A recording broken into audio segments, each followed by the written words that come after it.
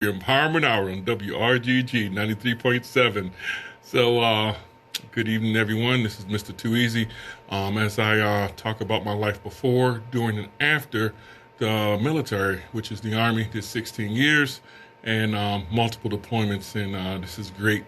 So, as I'm was playing my little theme song coming in, I had a buddy of mine just messaged me, said, "Hey, it's Super Bowl Sunday. What are you doing on the air?" Well, sorry to say, I really don't watch sports, and I totally forgot this was actually Super Bowl Sunday.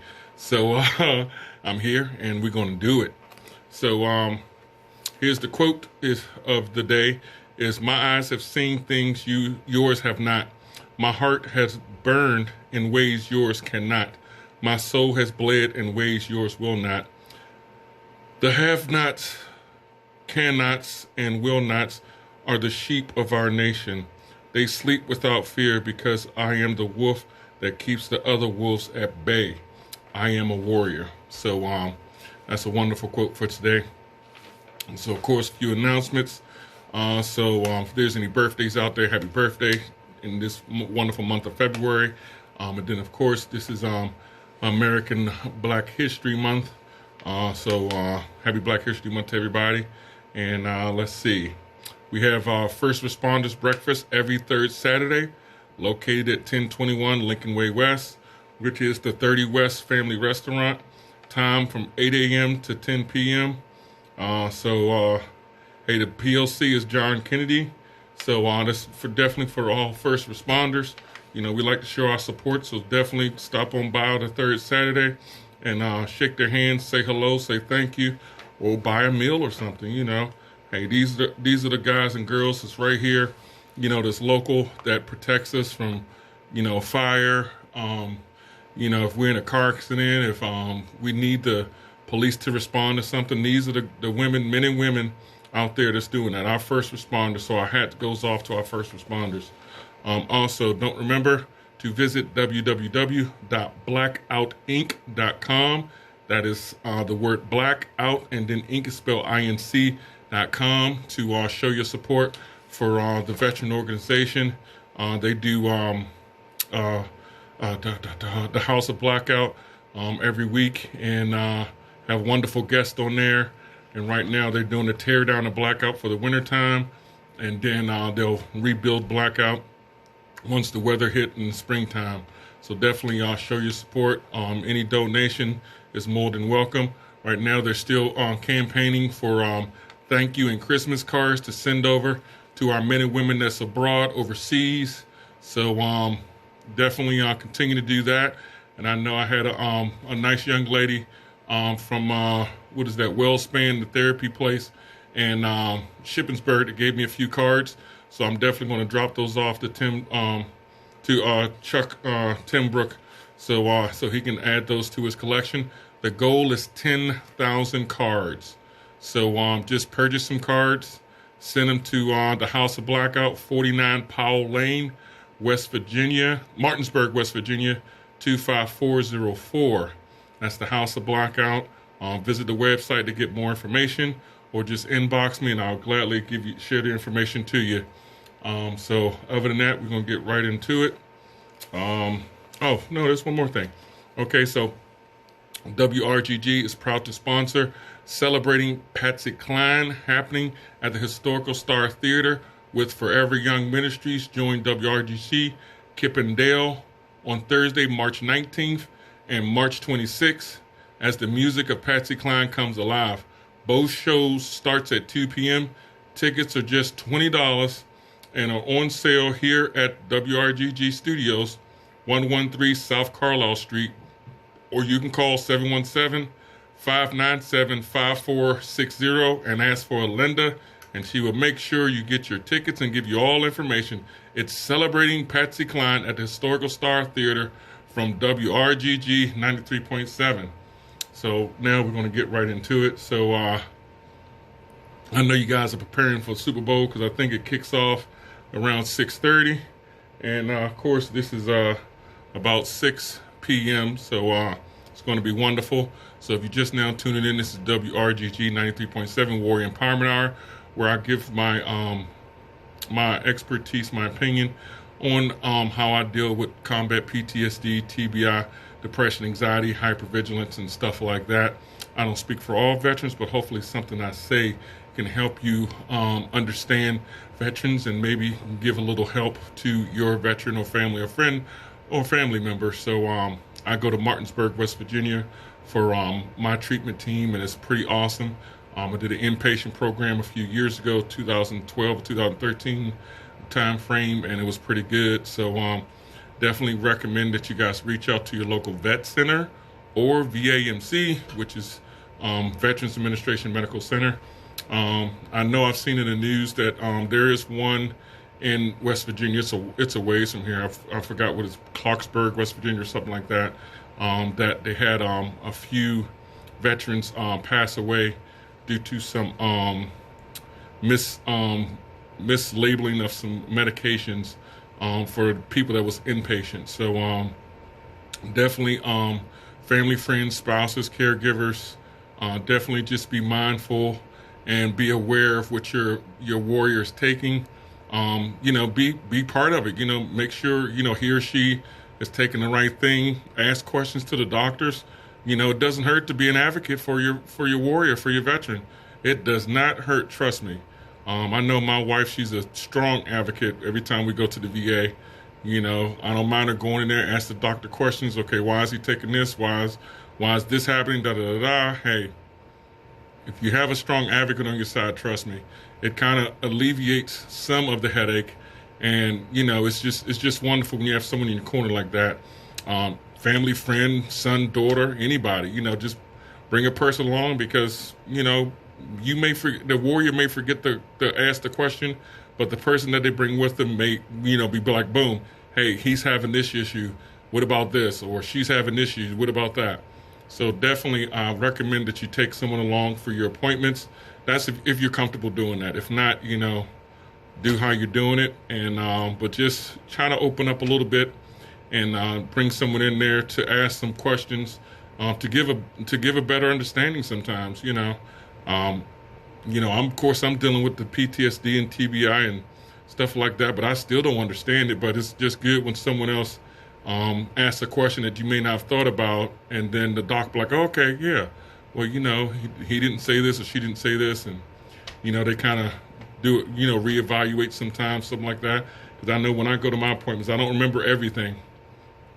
But, when I bring my spouse along, she can say, yeah, this is what happened on this day, this day, this day, and kind of give a timeline. And that way they can adjust, your treatment, just how often you come, or your meds, anything like that. So definitely I recommend that you always bring someone with you if you can, if you can. Also continue to support all your veterans organizations out there. You got Wounded Warrior Project, Lone Survivor, your VFW, your American Legion, AMVETS, Moose Lodges, radio stations, every place. There's a lot of places that support our men and women, our warriors, our veterans. So definitely make sure you continue to support, because without your support, they and people like myself will not be able to, get the benefits of making sure that we get transportation to and from, because I know the DAV and some of the American Legions or some of the VFWs, they have that little van to take you to and from your appointments and stuff like that if you're a veteran. So they can't do that without your guys' support. So thank you for everyone for doing that and continue to do that. Let's see what else. So we're going to get right into it. So hopefully I won't drag this out too long, but I know people ask me to be a little bit more, personal with some of my experiences. I try to give as much as I can without being too graphic on the air. Since, it's Super Bowl Sunday, I know it's not too many people that may be listening, but I'm sure I see about 5 or 6 that's logged into my Instagram. So they're definitely listening out there, and then I'll repost this on social media. But, it's just certain things that, like the quote says, certain things I've seen that you'll never see, and things I felt that you never feel. Not that I would want you to feel them, but just to give you a better understanding on why I may have flashbacks or intrusive thoughts or, the nightmares and stuff like that. Usually it's triggered from a sight, sound, smell, or something I seen like on a commercial, on a movie, something I see outside. For instance, driving, when my wife drives me to the VA, when we first started going, I would drive, and then every time I see something on the road, because we take 81, and you guys know how 81 runs. It's fast paced, it's hectic sometimes, and you may see like a black bag on the side of the road, reflective object, and I would flash back and think that's an IED or something like that. So I would kind of, swerve to the next lane, and I would do the same thing going under the bridges. I would move to the next lane to move back over. It was just the force of habit of, training when I was OCONUS overseas. So those are some things that, just doesn't just go away overnight, that you do sometime without knowing. That's just something you do, part of the hypervigilance. Just something that you do. And some people don't understand why you do that. So just like, when I was deployed, the reason you switch lanes underneath a bridge to get back to the next lane, because they used to have RPGs pointed at, the convoys.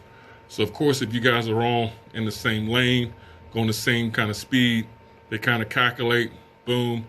But if you switch lanes before and after you come underneath the bridge, it kind of gives your life expectancy a little bit greater chance, and things like that. So, then once they kind of figured out what we was doing, then that's when they created these IEDs and these roadside bombs. So that was a little bit different to kind of project and kind of say, okay, how can we prevent this? And sometimes you really can't. It's just you can give a lot of training, say, hey, if you see this kind of object, it's possible it may be a roadside bomb, an IED, stuff like that. So when you saw a small object like a Walmart bag, that kind of size, or just a box on the side of the road, you was kind of hesitant, so you kind of veered off to a far lane further away from it, just in case it did blast, because either way you still had to go by it. So those are little things like that, and it's just certain things just doesn't go away just as quickly. And I know I've had a flashback by driving when I first got back, and went to therapy for it. And since I was driving a diesel truck at the time, my personal diesel truck at the time, my psychologist and psychiatrist recommended that I turn that back into Ford, because it was a big trigger, smelling the diesel, listening to the diesel, and then riding up and down the highway, kind of, you combine those triggers together, and, you get the flashback, you get the little hypervigilance, you be peaked a lot. So certain things I had to learn. So it's kind of like, you had to reprogram your brain and kind of, adjust to civilian life, so to speak. And just know that when people ride your bumper, they're not like a person that's after your stuff like that. It just may be the way they're driving. So, don't do brake checks and stuff like that. So it's a lot to kind of unravel, a lot to kind of understand. But when you kind of live that life for 2 years straight on the deployment, it's kind of hard to just unblock that and kind of take that away. But we try it, and with the help of our treatment team, with the help of our loved ones, we get through it day by day. And most of the time, I know, like myself, I don't get too complacent.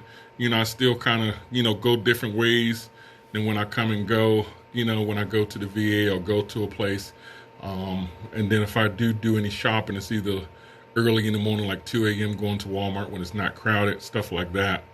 But I did learn while I was in the inpatient, because we had a group, the treatment team would take like a group of 5 to the local Walmart, and they'll let the Walmart know who was coming and stuff like that, to kind of desensitize us, so to speak, when we had the crowds, and get used to the crowds in the Walmart, get used to the clanging of the shopping carts and stuff like that, or just little stuff like that.